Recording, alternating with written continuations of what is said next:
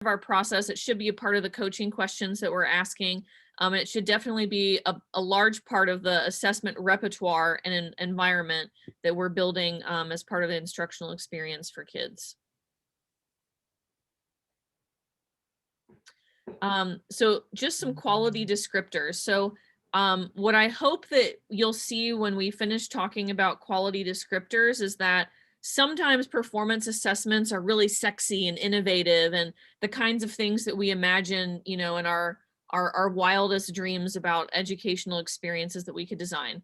Sometimes though, performance assessments aren't what we think of when we think of something that's really sexy and cool and like and out there as far as education. We'll talk about some of those examples. But just some quality descriptors. If you're asking yourself, am I constructing a performance assessment? One, good for you for asking the question. And two, here are some things to help you answer that. Is there more than one right answer? Is this assessment experience connected to something that might happen in the real world? Kids experience assessments all the time. If they're asked to run into the grocery store and grab a loaf of bread before a snowpocalypse, for example, and it's a second grader and they have to pay with the money their parent or their guardian gave them, and then get change, and they're learning about change, you know, in school. That's an assessment, and that's extremely real world. How can we construct those experiences or try to mirror them in our classrooms? Do they involve habits and essential skills? Do they involve success skills like communicating or collaborating? And do they lead into college and career ready standards? Do they require multiple steps? Now, again, are we gonna be able to do this all the time? Probably not. We have some standardized assessments that don't require multiple steps, sometimes are higher order, sometimes not, but constructing quality performance assessments should also be a part of that landscape too. And we want those assessments to indeed require multiple steps, multiple DOK levels. And as long as kids are applying this learning, that stuff will come naturally. Some other criteria, and this is one of my favorite because it leads us into our backwards planning discussion, is that the criteria for success or performance levels is outlined from the get-go. Again, in a slide or two, we'll talk about backwards planning and how necessary it is to the performance assessment design process. But you've got to have performance criteria spelled out for learners in language they can understand, so they know how to perform at a level that will mean success. And from a teacher perspective, how we can then calibrate our own data to improve instruction from the performances that we observe around the skills that we want kids to show us. We also want to make sure that our performance assessments are accessible to all kids. If we have that performance criteria, then we can open up the ways for learners to demonstrate their learning. Quality performance assessments can look different ways for the same standard or skill. And in varying the ways that kids can demonstrate and defend their learning, we're reaching a lot more learners and being more equitable in our practice. And then finally, original to the student. And again, just to reiterate, multiple ways where learners can express and demonstrate what they can do. I don't have anyone interrupting yet, so I'm gonna keep going. I was going to add one thing though, and you don't have to say you don't have to go back. A big thing I really like to think about is that when I meet with teachers, and this was even something I had to kind of overcome, was that I looked back at some of the assessments I had created, or you know, maybe, you know, formative assessments that I used in my reading block, and I thought to myself, parts of these fall under performance assessment. And so actually what's really cool is also just coaching teachers through the fact that they might already have pieces of this created, and how might they just alter it slightly to make it quality. I noticed a lot of mine didn't have very clear rubrics. So honestly, I could take some assessments I had already created and add a rubric, or they might've been missing the authenticity piece, or, you know, things like that. So what's great is also once you see what it takes to be a quality performance assessment. It's not like you always have to start over from scratch. You might have some, something to work with that you just have to tweak a little and work through that um, designing process in your PLC, designing and getting feedback and maybe even testing it out with students and then revising again once you see like, did it really measure what we needed it to measure and things like that.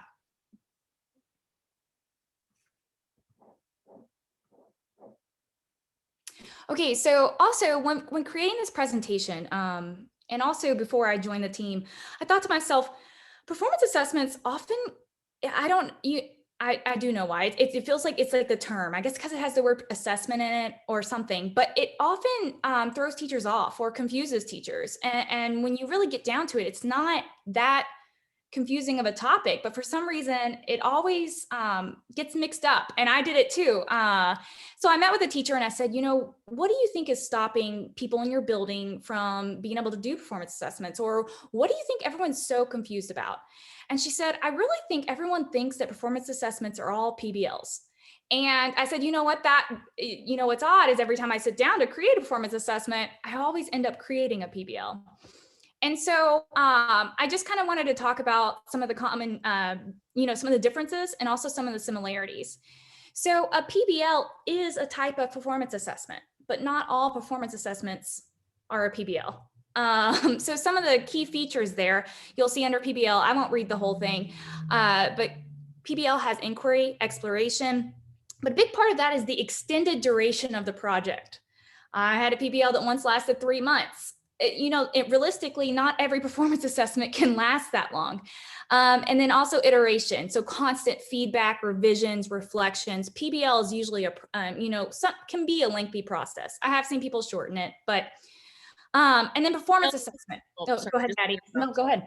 PBL is generally a unit of study that encompasses learning experiences, many assessments, lots of things that we might see in a unit of study. A performance assessment is just one of those pieces and can stand on its own as one, singular learning experience.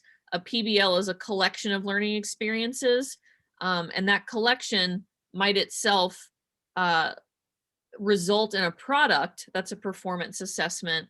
But like Christy said, they tend to be longer, more encompassing of varied learning experiences, more so than performance assessments. And the other two, I was just going to say, you'll often hear people use interchangeably performance assessment and performance task. And I by no means would hate on anybody for that because I've used them interchangeably.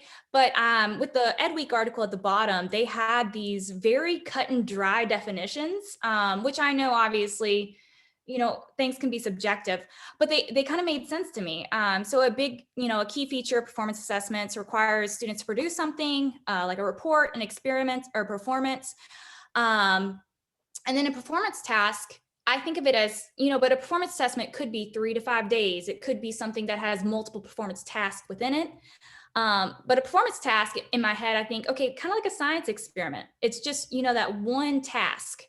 And they are performing something because as I've talked to Maddie, sometimes I'm hard on myself. I'm like, oh no, that simple science experiment, that's not a full assessment, but why can't it be? Why can't it be a performance task where we're just getting some formative data, a small amount of data that might guide our teaching the next day. So that was something, although I've heard them used interchangeably, and I think it's okay. I did like the definitions they provided to kind of make it clearer for me. All right, so this is where we'll talk about backwards planning. So I'm first going to start with a rhyme because I think that will help everyone kind of remember what we're going to talk about here. So first the blue, then the green, then everything in between. That's what Justin Elliott says, and I think it's hilarious, although I'll own that it's 100% very elementary. So when we're planning any type of learning experience, and this is especially true with performance assessments, we start with what's highlighted in blue. Obviously, we want to get really clear about what skills and standards we want this learning experience, whether it be an instructional experience or an assessment experience. to be centered around. We also want to make sure that our success criteria is really clear. How do learners perform and demonstrate that they have and can do these skills or standards? And that's a different question than what does the standard say? Instead, what we should be asking ourselves when planning what's in this blue box is, what does success for this standard look like? What would I as an educator have to physically observe to say definitively, yes, this learner has demonstrated this standard? Once we have our standards defined, and once we know what the observable criteria might be for us to see a demonstration of that criteria for that standard, then we can start to construct a performance task that would allow for that demonstration to occur. And then we can construct a challenging question, an essential question, a compelling question, or a problem in which to put the learners in a situation where they're empowered to learn these skills and standards, and then participate in an arc of learning experiences with feedback along the way to work towards constructing the product or preparing to perform the skills in a performance task. So again, the backwards planning is an essential part of this process. First, we have to get clear about the standards. Then we've got to get clear about what those standards look like observably to be performed. And then we can construct the opportunity for product development or performance task, the question or problem that will empower students to tackle it, and the experiences in between for learners to access those skills, engage with and practice with those skills, and demonstrate knowledge, all while having some feedback along the way. And I'm just going to check the chat real quick. We've got a little chat in there. Oh, here's the presentation. Okay. Any questions on the backwards planning piece so far? And we'll share this planning template. It's on our website, and I believe it's linked on this slide deck. Am I lying about that, Christy? I was going to say that's actually why I just shared it. Because if you click that picture, it'll take them exactly to the 4P, where it also, because once again, we only had 30 minutes, so we talked kind of fast. Justin Elliott has created about a 4-minute video explaining the 4P template. He's got blank 4P templates. He's got all these things that you can also, you know, if you are admin, you could use with your staff to do some backwards planning. And some of our templates have single point rubrics on the bottom. So those often are pretty helpful for teachers to do planning and rubric design all in one, you know, kind of visual. But that is there for you as well. Yeah, so I know we don't have long because the panel is next and it's going to be amazing. I'm very excited about it. But I wanted to provide you with some examples. So these are all hyperlinked that you can peruse through. I have the one up in the top left, the intermediate elementary. It was actually created by CDLI, so some content specialists, and Justin Elliott, the deeper learning team. We have a primary math. I wanted to have all kinds of different subject areas, all grade levels, because performance assessments really can be done at all levels, all subjects. And I got all of them, but the first one at the 2 links at the bottom. And something just to consider, even when I was perusing through those resource banks, I didn't just choose any of them. I took what Maddie talked to us about, the quality performance assessments, those criteria, and I tried to look through that lens as I selected ones that I wanted to use for examples. So I'm all about not recreating the wheel, you know, if there are things that are already created, but it's really coaching teachers through and, you know, or if you're a teacher yourself, combing through and thinking, does this one, you know, would this be authentic to my kids? Would they find it, you know, relevant? And also going through that quality, you know, protocol for performance assessments to decide if it really matches it. So that's just something to consider. Those resource banks, there are multiple subject areas, multiple grade levels, and they're already created. Often they already have rubrics. But you know, that might be something that you could also tweak and add. I talked earlier about already having some basic performance assessments that I really just needed to add a rubric to, or I needed to add more voice and choice. So you could also take some of these and maybe make them work for your classroom, depending on, what you're teaching.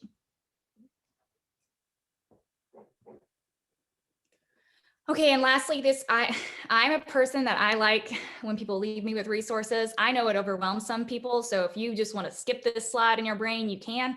But I also thought it might be helpful for those people who are in different, parts of performance assessments. If you're really needing to start at the beginning, you might start with those what are performance assessments. And then, if you're like, what, I already know how to create these, but maybe I need to know how to create more quality ones.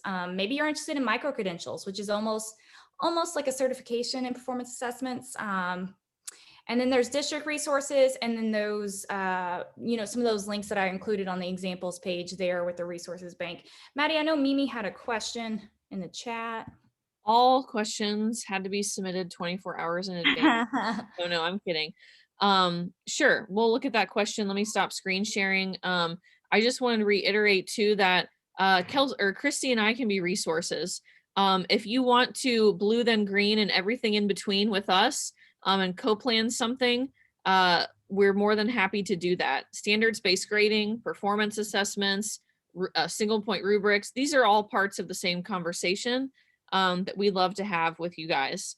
Mimi's question is, can you two help me in the areas of PE and health? Absolutely. PE and health are like performative by nature, and we would love to help anyone, including you, Mimi, co-design some performance assessment opportunities for learners in that arena, for sure. I also think that Colorado one I had linked had some examples of PE and health. I did not look through them to see if they were quality, but I will say it had, dance, it had theater arts, everything. Mm-hmm. So we'll hang out here for another minute or two. Actually, I'll hang out, Christy, if you want to go ahead and transition to the panel. But I know we just like sped through and like blah, word vomited at you guys. But if you'd like to decipher and process, all of those resources are there. The slide deck is there, and of course, you're more than welcome to email either one of us. And we can take a lot more time and go slower with you to co-design whatever it is that you would like. So thank you guys for coming, and we'll see you in the panel.